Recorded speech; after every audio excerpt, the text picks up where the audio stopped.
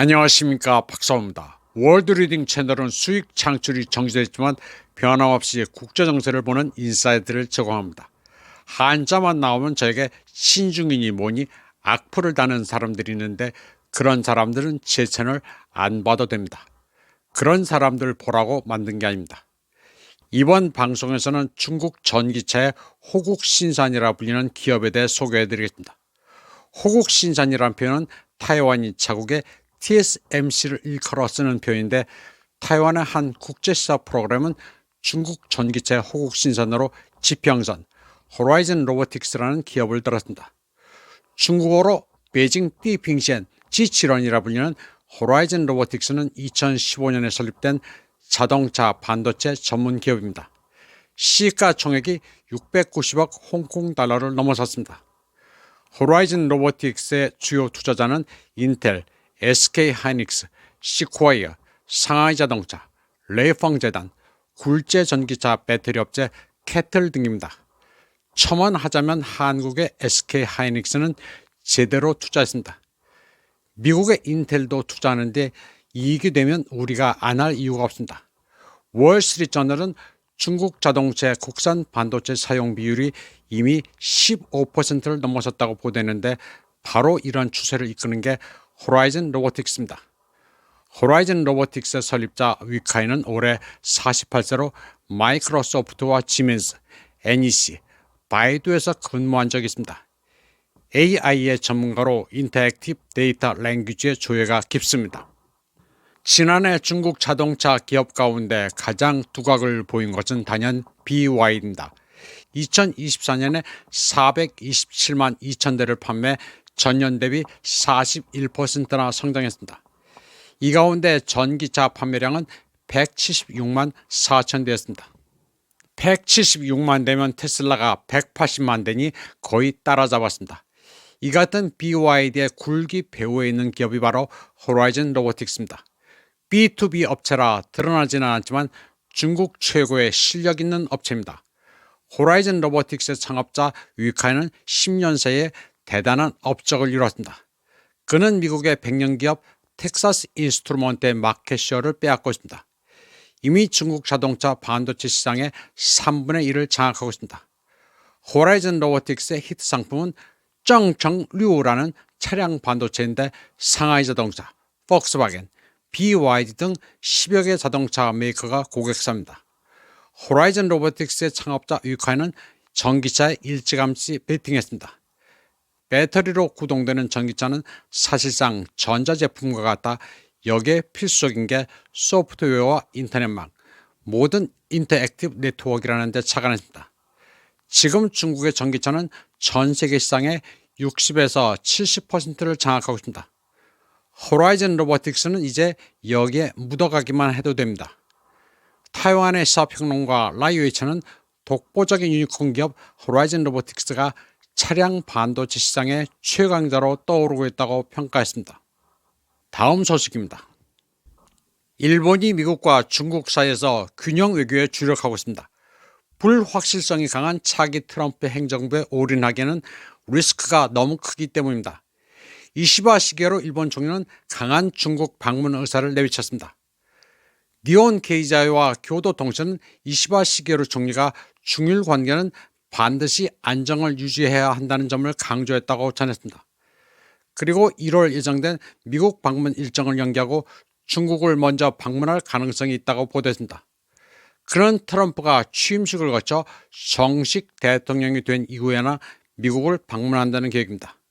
이로써 한미일 삼각동맹은 상당히 느슨해졌습니다. 일본이 중국의 화해 제스처를 취하는 사이에 한국의 윤석열이 궁지에 몰렸기 때문입니다. 이시바 총리는 12월 29일 TBS와의 인터뷰에서 일본 총리의 중국 방문은 굉장히 중요한 일이라면서 정상 간의 신뢰관계 회복이 필요하다고 말했습니다. 일본은 중국에 대해 와규와 수산물 그리고 쌀의 수출 금지를 해제해 줄 것을 요청하고 있습니다. 서로 선의를 베풀어 양국관계 해빙을 촉구하는 차원입니다. 중국 외교부 대변인 마오닝은 이에 대해 긍정적으로 평가했습니다. 그녀는 중국도 일본과 각층의 모든 영역에서 대화와 소통을 희망한다고 말했습니다. 니온 게이자이에 따르면 일본 100대 기업의 40%는 대중국 전략을 다시 수립하기를 희망하고 있는 것으로 나타났습니다. 많은 일본 기업들이 중국의 생산 기지를 갖고 있는 상태에서 미중 무역 전쟁이 발발할 경우 유탄을 맞을까 우려했습니다. 미국의 관세를 인상하면 중국에서 일본 기업이 생산하는 완제품이나 반제품, 중간 상품, 원료 상품 수출이 가장 큰 영향을 받습니다. 미국의 관세의 칼을 뽑아들면 일본 기업으로서도 재앙입니다. 가령 2024년 2월 중국은 일본의 반도체를 사들여 구매량이 80.7%나 늘었는데 미국이 중국에 대해 무역 전쟁을 강화하면 일본은 더 이상 중국에 물건을 팔 수가 없습니다. 반도체뿐만 아니라 반도체 생산에 소요되는 설비조차도 대중 수출이 막히게 됩니다. 자동차도 토요타 정도가 그럭저럭 버티고 있지만 BYD나 테슬라에 밀리고 있는 상황에서 미국만 믿고 중국 시장을 소홀히 했다가는 산업 전반이 박살날 수 있다는 위기감을 느끼고 있습니다. 일본도 중국 시장은 비중이 너무 커서 포기할 수가 없습니다. 2024년 1월부터 6월까지 일본의 최대 무역 파트너는 중국이었습니다. 미국은 두 번째였습니다. 이 기간 동안 일본 중국 간 무역액은 1390억 7500만 달러였습니다. 반면 일본 미국 간 무역액은 1109억 달러였습니다. 일본 한국 간 무역액은 367억 8200만 달러였습니다. 2024년 7월 조사에 따르면 일본을 여행한 중국 관광객은 그해 7월 한 달 동안만 77만 6,500명이었습니다. 일본을 여행한 전 세계 외국 관광객 가운데 중국인이 압도적 1위였습니다. 중일관 항공편도 팬데믹 기간 대비 80.8%가 회복됐습니다. 일본과 다른 나라 간 항공편 회복률이 70%인 것과 비교하면 높은 수치입니다. 중국 인민해방군의 전 교관 송종핑은 트럼프의 고립주의 스탠스로 인해 쿼드를 포함한 미국 주도의 다자기구도 도전에 직면해 있다고 평가했습니다. 화동사범대 국제관계학원 교수 마호니 역시 쿼드의 공동성명은 체면 치레에 불과하다면서 회원국 모두 트럼프 2기 행정부의 불확실성에 알아서 적응해야 한다고 지적했습니다. 이에 대해 외교관 출신의 타이완 평론가 제 원진은 쿼드와 오커스 모두 와해될 것이라고 전망했습니다. 그는 미국과 거리를 두고 있는 인도의 예를 들었습니다. 얼마 전 인도 최대 부호이며 모디의 후원자인 아다니 그룹이 부패 혐의에 연루됐다는 이유로 미국에서 조사를 받고 탈탈 털린 사례를 언급했습니다. 이로 인해 아다니 그룹은 미국에서 260억 달러 이상의 손실을 받고 주가도 폭락했습니다. 아다니 그룹은 미 당국이 누명을 씌워 고의로 자기 회사를 박살냈다고 반발했습니다. 미국은 아다니 그룹이 모디 정부의 부패와 무관치 않다고 조사를 했는데 모디로서는 분개할 만한 일입니다. 미국이 쿼드 동맹이라는 인도를 뜬금없이 두들겨 팬 사건입니다. 미국은 워싱턴에 대한 뉴델리의 충성심이 부족하다고 판단해 손을 본 것 같습니다. 이 일이 있은 직후 인도 국방장관은 우리는 영원히 러시아 편에 서겠다고 말했습니다. 또 외무장관은 중국의 왕위를 만나 화기애애한 모습을 보였습니다. 동맹이고 뭐고 안 가리고 두들겨 패면서 그들의 잣대로 남을 재단하는 미국의 스탠스는 오래 갈 수 없습니다. 일부 한국의 얼치기 지식인들은 한국도 자유민주주의 안보기구인 쿼드나 어커스에 발을 걸쳐야 한다고 주장하는데 말도 안 되는 소리입니다. 외신도 읽지 않고 공부도 안 하는 엉터리 학자들의 쓸데없는 탁상 공론일 뿐입니다. 다음 소식입니다.